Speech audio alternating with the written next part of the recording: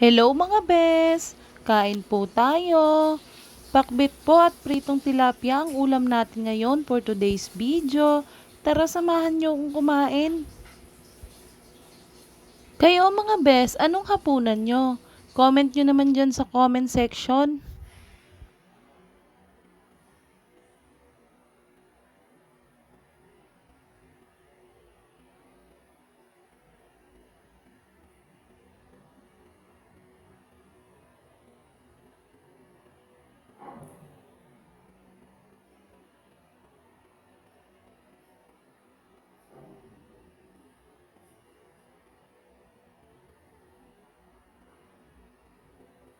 Salamat sa panonood.